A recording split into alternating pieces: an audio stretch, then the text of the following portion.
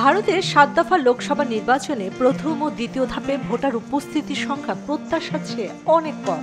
সামগ্রিক পরিসংখ্যান দেখে রাজ্য জুড়ে তীব্র তাপ প্রবাহকেই দায়ী করছেন একাংশ। এবার ভোটদানে উৎসাহ দিতে মধ্যপ্রদেশে ভোপালে লটারির ব্যবস্থা করা হয়েছে, যেখানে লাকি ড্র জিতলেই ভোটাররা পাবেন হীরার আংটি, টিভি, বাইক, ফ্রিজ, ল্যাপটপ সহ আরো অনেক আকর্ষণীয় উপহার। মধ্যপ্রদেশে ৪ ধাপে লোকসভা নির্বাচনে ভোট গ্রহণ হবে।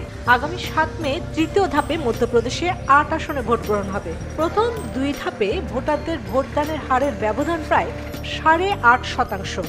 তাই পরবর্তী ধাপগুলোতে ভোটারদের উপস্থিতি বাড়াতেই ভোপালের জেলা প্রশাসনের তরফে লটারির আয়োজন করা হয়েছে বলে জানিয়েছে জেলা নির্বাচনী কর্মকর্তা কৌশলেন্দ্র বিক্রম সিং।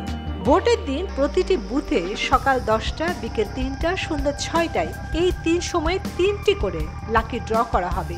প্রতিটি ড্র থেকে একজন করে ভোটার বেছে নেওয়া হবে।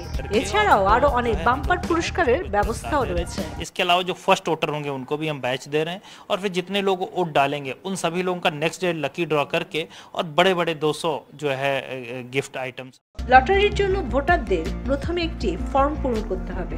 মোবাইল নাম্বার, নাম ও ভোটার আইডি দিয়ে কুপন বক্সে সেই ফর্ম ফেলতে হবে। এরপর ভোটার কালি দেখালে কেবল ওই ভোটাররাই পুরস্কার নিতে পারবেন। ভোপালে মোট ২০৯৭টি বুথ রয়েছে। সেসব বুথে ভোটারদের জন্য মোট ৬,০০০ পুরস্কারের ব্যবস্থা করা হয়েছে। রয়েছে একাধিক জায়গায় লটারি বাক্স।